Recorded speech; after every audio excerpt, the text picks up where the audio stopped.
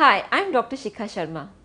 ज़िंदगी की भाग दौड़ में कई बार हम भूल जाते हैं कि समय एक ऐसा आता है जब हमारा शरीर हमसे अटेंशन चाहता है, यानी चाहता है कि हम उस पर ध्यान दें।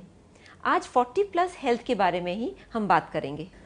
40 की एज के बाद एक्चुअली कुछ शरीर में तब्दीलियां आती हैं जिनको अगर हम उन पे ध्यान दें और उनको सपोर्ट करें तो हम काफ़ी लंबे अरसे तक हम हेल्दी और फिट रह सकते हैं।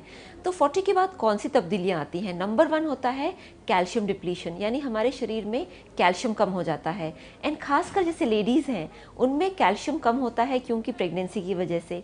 तो कैल्शियम सप्लीमेंट्स या कैल्शियम रिच फूड लेना बहुत ज़रूरी है, जैसे रागी आटा है या सोया मिल्क है। दूसरी चीज़ जो चेंज होती है वो है मसल कम होनी शुरू हो जाती है। जैसे जैसे मसल लूज़ हो जाती है या उसमें मेटाबॉलिज्म कम होता है, उसका असर पड़ता है स्ट्रेंथ पे, यानी फिर आप उतनी सीढ़ियाँ नहीं चढ़ पाएंगी जितनी आप नॉर्मली चढ़ती थी, या आपकी मसल लूज़ होनी शुरू हो जाएगी। इसलिए किसी तरह की भी एक्सरसाइज बहुत ज़रूरी हो जाती है मसल हेल्थ को मेंटेन करने के लिए। तीसरी चीज़ जो बहुत इम्पॉर्टेंट है वो है कि आपका जो विटामिन B12 है वो घटना शुरू हो जाता है। एंड विटामिन B12 घटने से depression, low feeling, hair loss, ये सारे सिम्टम्स नज़र आने शुरू हो जाते हैं।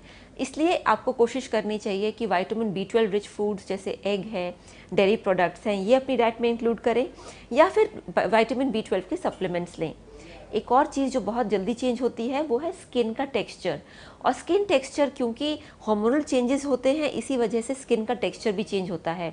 इसलिए जैसे ऑयल मसाज करना या क्रीम्स लगाना, उसका जो एक रूटीन है वो बहुत मेंटेन करना चाहिए या उसको बढ़ा लेना चाहिए, क्योंकि स्किन ड्राई होना शुरू होता है। इसी की तरह हेयर भी ड्राई होना शुरू हो जाता है। एक और चीज़ जो बहुत होती है वो है कि धीरे धीरे करके हार्मोनल चेंजेस आते हैं। तो हार्मोनल चेंज एक नॉर्मल होए और ज़्यादा ना हो, इम्बैलेंस ना हो, उसके लिए आप थोड़ी क्वांटिटी में या तो शतावरी ले सकते हैं या फिर सोया मिल्क और फ्लैक्सीड ले सकते हैं।